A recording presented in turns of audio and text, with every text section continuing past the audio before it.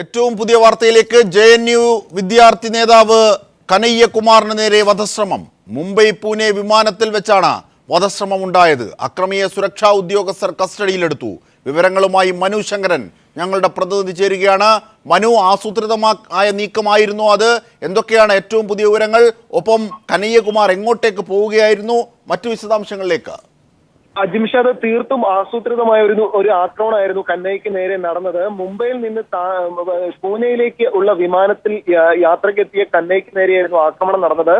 Pune film ഇൻസ്റ്റിറ്റ്യൂട്ടിലെ സമര വിദ്യാർത്ഥികൾക്ക് പിന്തുണയുമായി പ്രസംഗിക്കുന്നതിനും മറ്റും അധ്യക്ഷത വഹിക്കുന്നതിനും മറ്റുമായിരുന്നു കന്നയ്യ പൂനെ ഫിലിം ഇൻസ്റ്റിറ്റ്യൂട്ടിലേക്കുള്ള യാത്രക്കിടെ മുംബൈയിൽ നിന്ന് പൂനെയിലേക്കുള്ള വിമാനത്തിൽ യാത്ര ചെയ്തത്. എന്നാൽ ഈ വിമാനത്തിലെത്തിയ 4 അംഗ സംഘം കന്നയ്ക്ക് നേരെ ആക്രമണം നടത്തുകയായിരുന്നു. ഇവരുടെ കയ്യിലുണ്ടായിരുന്ന ഒരു സ്റ്റിക്ക് ഉപയോഗിച്ച് കന്നയുടെ കഴുത്തിന് നേരെ അടിക്കുകയായിരുന്നു.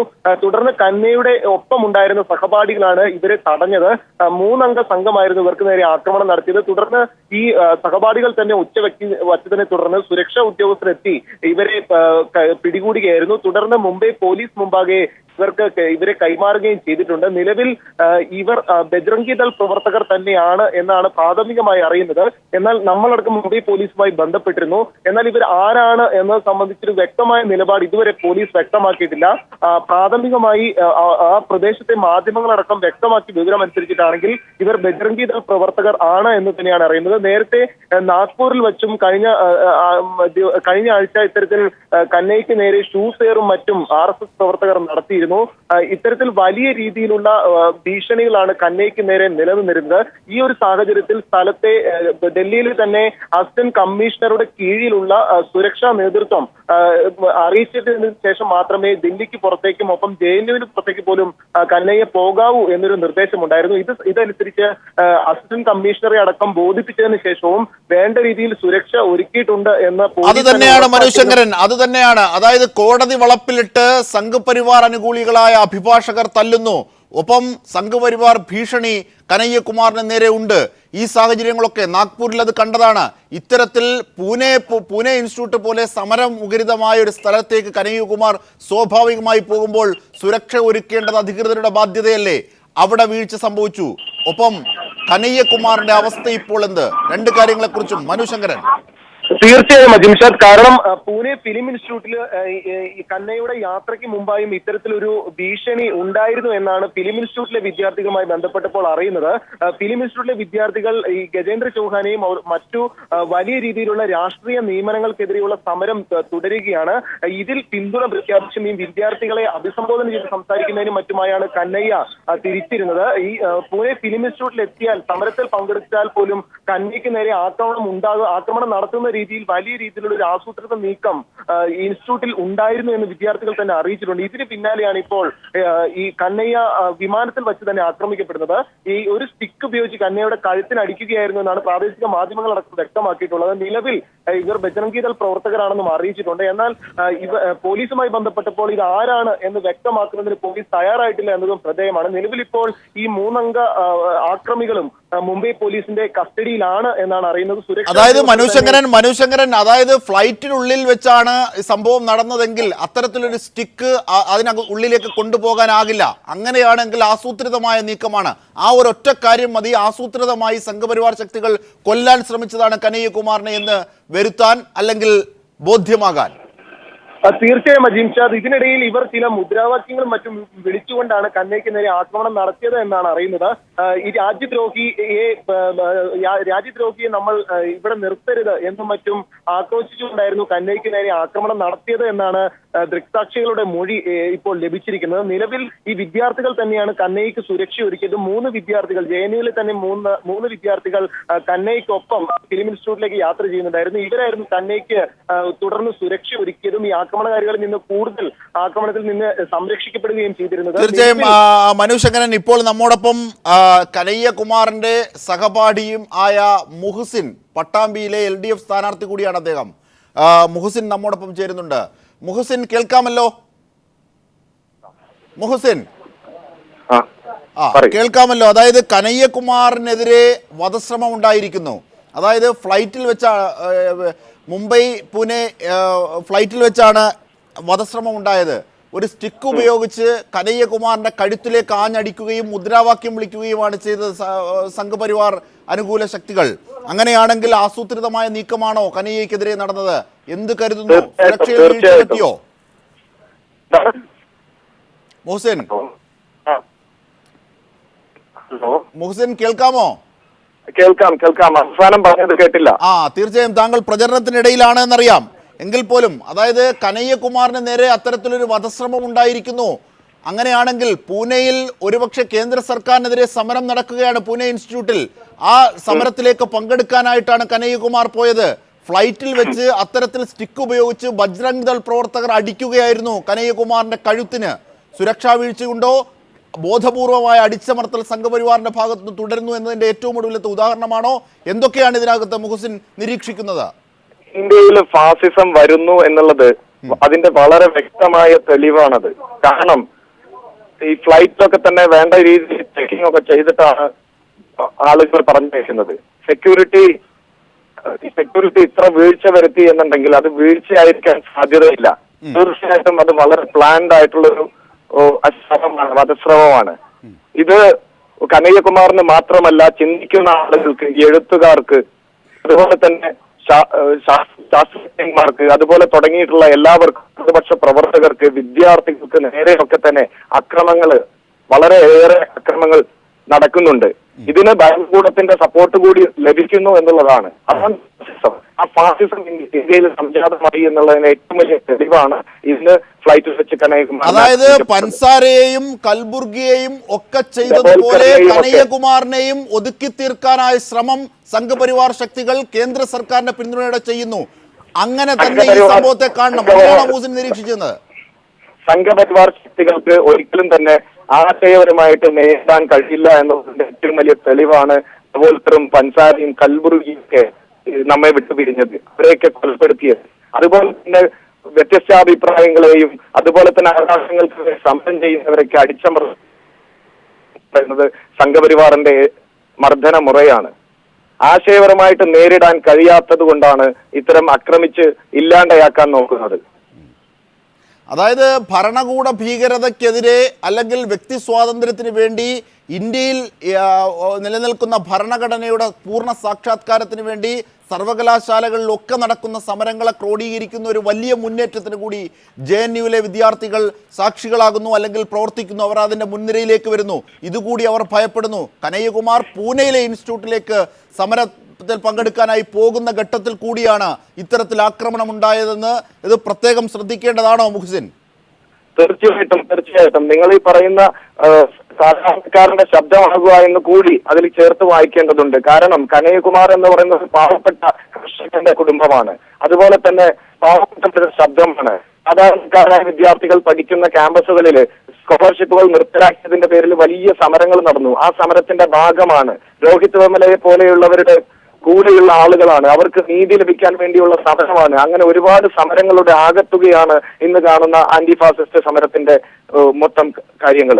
അപ്പൊ അതിനെല്ലാം അടിച്ചമർത്തുവാൻ വേണ്ടി അതിന്റെ മുമ്പിൽ നേതൃനിരയിൽ നിൽക്കുന്ന ഓരോരുത്തരെ ആക്രമിക്കുകയും കൊല ചെയ്യുകയും ചെയ്യുന്ന സംഘപരിവാർ തന്ത്രം നമ്മൾ ചിന്തിക്കുന്ന കേരളത്തിലും അതുപോലെ ഇന്ത്യയിലുമുള്ള എല്ലാ ജനങ്ങളും ഒന്നിച്ചു നിന്നുകൊണ്ട് ഫാസിസത്തിനെതിരെ നേരിടേണ്ട ഒരു വലിയ ഘട്ടമാണ് ഈ സമയം. അത് നമ്മൾ തീർച്ചയായിട്ടും ഇത് മനസ്സിലാക്കേണ്ടതുണ്ട്. മുഹസിൻ, ഒരു കാര്യം കൂടി, അതായത് കനയ്യകുമാറിനെ ഇപ്പോൾ നമുക്ക് ലഭ്യമല്ല.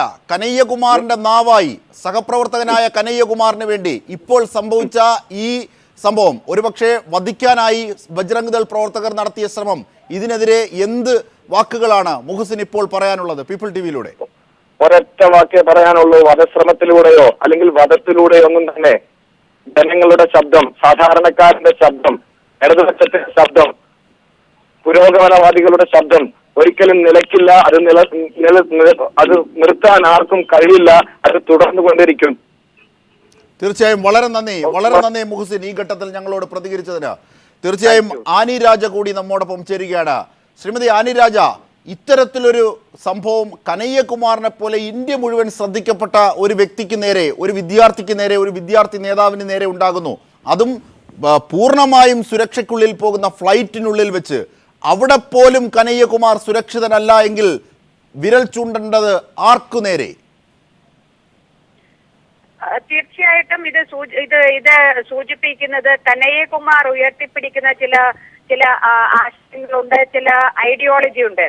ആ ഐഡിയോളജി അങ്ങേയറ്റം അതിനെ എതിർക്കുന്ന, ആ ഐഡിയോളജിയിൽ വിരളി പൂണ്ട RSS, ബജ്രംഗ് ദൾ, BJP സഖ്യം, അവരാണ് കനയ്യകുമാർ ഉയർത്തിപ്പിടിക്കുന്ന ആശയം കനയ്യകുമാറിനെ ഇല്ലാതാക്കുക വഴി അവസാനിപ്പിക്കാമെന്നുള്ള വ്യാമോഹമാണ് ഇത്തരത്തിലുള്ള ആക്രമണം കനയ്യകുമാറിന് മേലെ നടത്തുന്നതിന് വേണ്ടി ഇവരെ പ്രേരിപ്പിക്കുന്നത്. എന്നാൽ ഇവർ മനസ്സിലാക്കേണ്ട ഒരു വിഷയം, ഓരോ ആക്രമണങ്ങൾക്കും ശേഷം കനയ്യകുമാർ ഉയർത്തിപ്പിടിക്കുന്ന ആശയങ്ങൾക്ക് കൂടുതൽ പ്രചാരം ലഭിക്കുന്നു. ആ ആശയഗതികളിൽ ആകൃഷ്ടരായി കൂടുതൽ ചെറുപ്പക്കാർ, യുവജനങ്ങൾ ആ ആശയങ്ങളിലേക്ക് വരുന്നു എന്നുള്ളത് കനയ്യകുമാരൻ ഉയർത്തിപ്പിടിക്കുന്ന ആശയങ്ങളുടെ ശരിയെയാണ് സൂചിപ്പിക്കുന്നത്. ആ ആശയങ്ങളുടെ ശരിയിൽ ജനങ്ങൾ അതിനെ പിന്തുണയ്ക്കുന്നു എന്നുള്ളതിന്റെ ഒരു വിരളിയാണ് ഈ BJPയുടെയും RSSന്റെയും ഭാഗത്തുനിന്നുണ്ടാകുന്ന ഇത്തരത്തിലുള്ള അതിക്രമങ്ങൾക്ക് പിന്നിൽ അതിശക്തമായി ഇടതുപക്ഷ പാർട്ടികളും ഈ രാജ്യത്തെ പുരോഗമന ശക്തികളും ജനാധിപത്യ ശക്തികളും ശരിയിൽ വിശ്വസിക്കുന്ന എല്ലാ വിഭാഗം ജനങ്ങളും അതിശക്തമായി ഇതിനെ അപലപിക്കുന്നു. തീർച്ചയായും ഇത് ഉയർത്തുന്ന മറ്റൊരു വിഷയമുണ്ട്. ഒരു വിമാനത്തിൽ വെച്ച് ആക്രമണം നടക്കുക എന്ന് പറയുമ്പോൾ അതിലെ സുരക്ഷാ വീഴ്ച അതുകൂടി ഇതിൽ തീർച്ചയായും പരിശോധിക്കേണ്ടതുണ്ട്. എങ്ങനെ അത് ഒരു വിമാനത്തിനകത്ത് വെച്ച് സംഭവിക്കുന്നു, ഒരു എയർപോർട്ടിനകത്ത് ഇത്തരം കാര്യങ്ങൾ നടക്കുന്നു എന്നുള്ളത് തീർച്ചയായും അങ്ങേയറ്റം ആശങ്ക. തീർച്ചയായും ശ്രീമതി ആനി രാജ ദയവായി തുടരുക തന്നെ ചെയ്യണം. ഇപ്പോൾ നമ്മോടൊപ്പം VHP നേതാവ് ഭാർഗവരാമൻ കൂടി ചേരുകയാണ്. ശ്രീ ഭാർഗവരാമൻ, ഇത്തരത്തിൽ കനയ്യക്കെതിരെ ഒരു ആക്രമണം ഉണ്ടായിരിക്കുന്നു ഫ്ലൈറ്റിൽ വെച്ച്, അപലപിക്കണ്ടേ അതിനെ? അപലപിക്കപ്പെടേണ്ട ഒരു വിഷയമാണ്. വളരെ ദുഃഖകരമായിട്ടുള്ള അവസ്ഥയാണ്. എന്തൊക്കെ പറഞ്ഞാലും അദ്ദേഹം ഈ രാജ്യത്തെ ഒരു പൗരനാണ്. രാഷ്ട്രവിരുദ്ധമായിട്ടുള്ള പ്രവർത്തനങ്ങൾ അദ്ദേഹം നടത്തിയെന്ന് പറയുമ്പോഴും ഭാർഗവരാമൻ രാഷ്ട്രവിരുദ്ധ പ്രവർത്തനം എവിടെ നടത്തി? ശ്രീ ഭാർഗവരാമൻ പറഞ്ഞു പോകാനാകില്ല. കനയ്യകുമാർ അടക്കമുള്ളവർ രാജ്യദ്രോഹ മുദ്രാവാക്യം വിളിച്ചിട്ടില്ല എന്നും അത് എഡിറ്റ് ചെയ്ത് മാനിപ്പുലേറ്റ് ചെയ്തതാണെന്നും അവർക്കെതിരെ മൂന്ന് ചാനലുകൾക്കെതിരെ കേസുണ്ട്. ആ ഘട്ടത്തിൽ കനയ്യകുമാർ എങ്ങനെ രാജ്യദ്രോഹിയാകും? കേൾക്കുന്നില്ല, താങ്കളുടെ ശബ്ദം വ്യക്തമല്ല, വ്യക്തമാക്കൂ. ശ്രീ ഭാർഗവരാമൻ, കനയ്യകുമാർ രാജ്യദ്രോഹിയാണോ എന്ന് നിങ്ങൾ പറയുന്നത് എന്തർത്ഥത്തിൽ? ശ്രീ ഭാർഗവരാമൻ താങ്കൾ ലൈനിലുണ്ടോ? ആനിരാജയിലേക്ക്. ആനിരാജ, VHPയുടെ മനോഗതി തന്നെ ഒരു ഘട്ടത്തിൽ ഇവിടെ പുറത്തേക്ക് ചാടുന്നു. അതായത് ഇത് അപലപിക്കപ്പെടേണ്ട സംഭവമാണ്. പൗരനാണ് കനയ്യകുമാർ, രാജ്യദ്രോഹ കുറ്റം ചെയ്തു എങ്കിൽ പോലും പൗരനാണ് കനയ്യകുമാർ എന്ന് പറഞ്ഞു വെക്കുക വഴി ആ സംഭവത്തെ അപലപിക്കുന്നതിൽ പോലും അവരുടെ മനസ്സെന്ത് എന്ന് വ്യക്തമാകുന്നു. അങ്ങനെ തന്നെയാണോ ഇതിനെ കാണേണ്ടത് ആനിരാജ?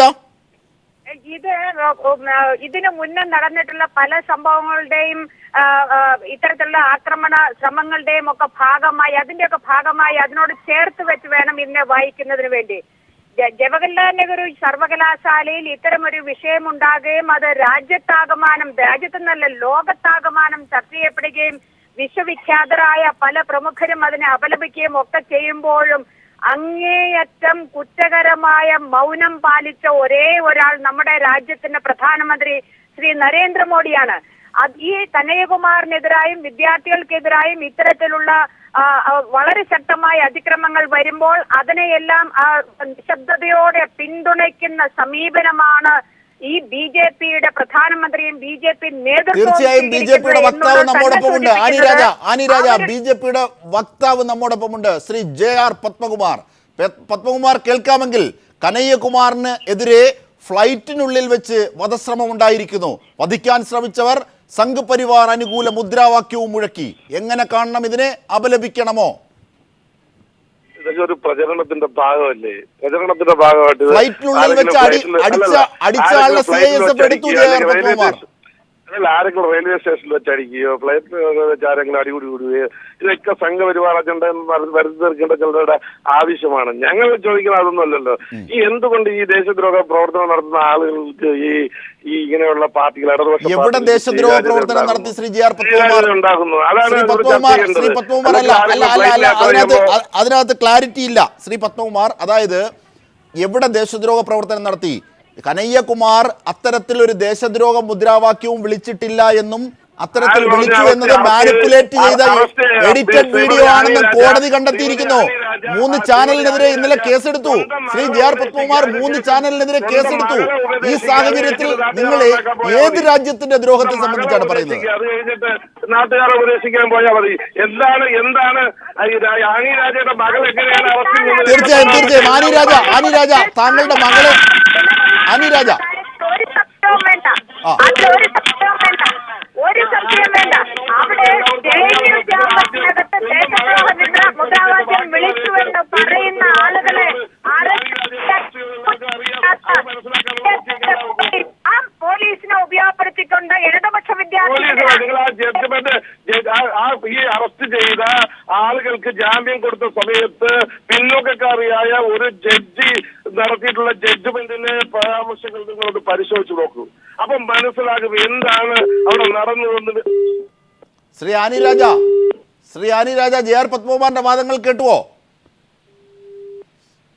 തീർച്ചയായും ടെലിഫോൺ ബന്ധം നഷ്ടമായിരിക്കുന്നു. ഈ ഘട്ടത്തിൽ കനയ്യകുമാറിന് നേരെ വധശ്രമം, വധിക്കാൻ ശ്രമിച്ചവർ മുദ്രാവാക്യം വിളിച്ചു. സംഘപരിവാർ അനുകൂല മുദ്രാവാക്യമാണ് വിളിച്ചത്. പിടിയിലായവർ ബജ്രംഗ് ദൾ പ്രവർത്തകരാണ് എന്നാണ് പ്രാഥമികമായും അറിയാനാകുന്നത്.